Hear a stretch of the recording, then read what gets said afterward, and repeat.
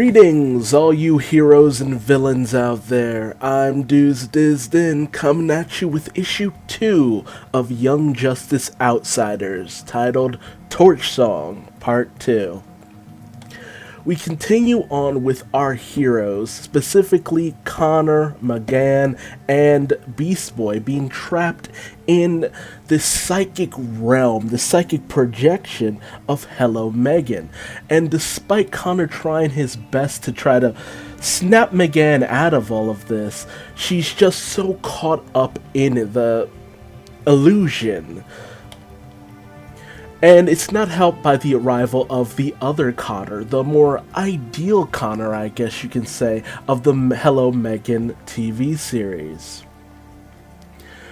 Simon, ever the one to spew verbally about his grandiose plans, basically lays it all on the line for Barbara, stating that he created this little trap in order to just kind of get Megan captured in it, and it's because of her powerful fluctuation in emotions that has allowed her to be just caught up in this illusion. Otherwise, Barbara states outright, Megan is way too powerful to be caught up in something like this. But Simon does a brain blast and he pieces out, and he's pretty much gone for the rest of the issue, which really just makes you question, what was his end goal in all of this? What's the point of doing this? And this story is written by Greg Weisman himself, the showrunner for the Young Justice series, animated series, I have to specify that. So it has to tie into something larger than what we are just seeing. And Megan makes it clear, in a talk with her mother, that she's nervous about this event going on at school, but then she drops this line about never being forgiven, and Beast Boy catches on to that, realizing that has this deep-rooted desire to be forgiven by Connor. And when Beast Boy talks to Connor about this, Connor lets Beast Boy know about what Megan had done. Where she tried to manipulate his mind into making him forget something that she had done. She stopped, of course, after she had gotten caught, but, Beast Boy's just like, well, he's very understanding, he's very young, but he's wiser beyond his years, where he's just like, look, man, I get it, she did something that you feel was an immense violation of your trust in each other. That's something you don't feel like you can ever truly forgive, but, that's probably the only way to get out of this. And if you do this, you have to have it come from the heart, because she's psychic, and if she realizes that you're not sincere about this, we might be trapped here forever. And not to mention they were together for 5 years. Of course they'd know when the other is not being truthful.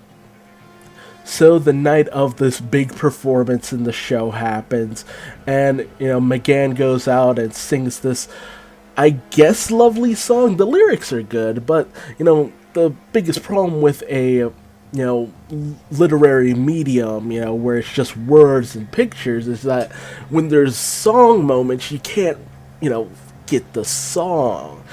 Sometimes there's emotions behind certain songs and stuff. Like when, if anyone's ever watched Batman Brave and the Bold, there were plenty of songs in that series, and, those songs were very catchy, fun. Hell, even Justice League Unlimited had a moment where Batman sang this very melancholic and beautiful song. So, a major downside here, I'd love to hear this, and if anyone ever, dubs this over, or, applies music to this with their own rendition, post me a link to it. I would love to hear it.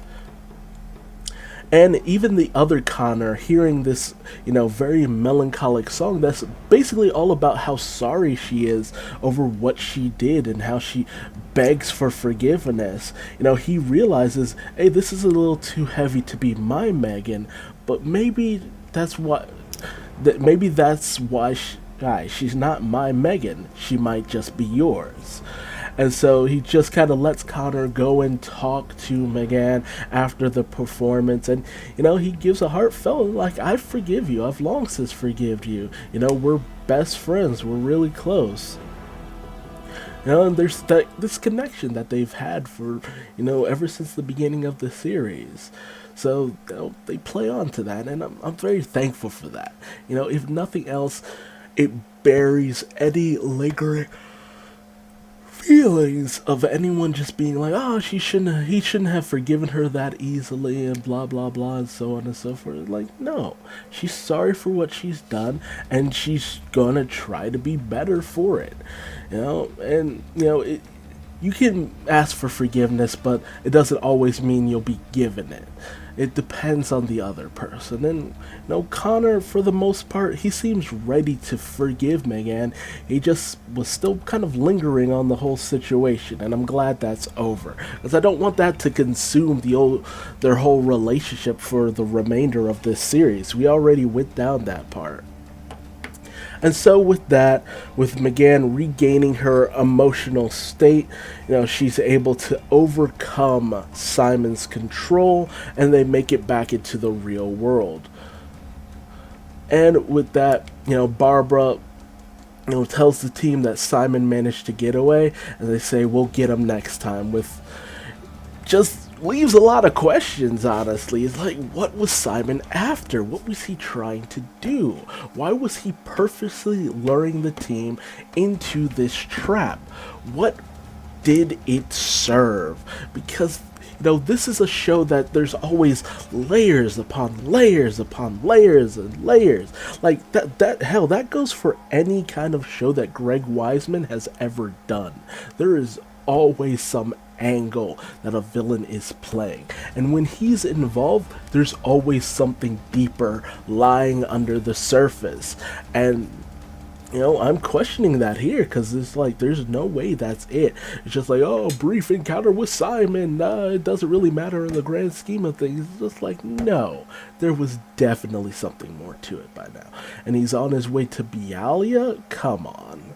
But hey, tell me your thoughts on this two-part story in the comment section below. Do you think it'll actually have an overarching story, or do you think this was just a one-off? And how did you feel about the fact that we kind of kept going a little bit further with the whole situation with Megan and Connor, but it feels like now it has finally been put to bed. They've gotten over it. They've reconciled. Everything has just kind of been like, yes, we're done, no more emotional baggage, at least in terms of that whole conflict. Are you relieved, or do you think that it should have gone even a little further and we should have dwelled on it a little bit more? But until then, hey, how about leaving me a like if you liked what I had to say in this video, or even a dislike if you didn't, if you feel like I missed something or I babbled too much, anything and tell me what I did wrong so I might improve for future videos. But until then, how about subscribing, because I will definitely, when I can, because they came out this Friday, but I haven't got around to it just yet, I'll try to do some episode reviews of Young Justice Outsiders proper. Not so much this little, a month later after the end of Invasion, actual Young Justice Outsiders, because I have been waiting for this just as long as all of you have, and I am really invested in seeing where the story goes. I've heard a few rumblings about what the plot's about, and I'm more than excited. But until then, I will see you in the next video. Bye-bye.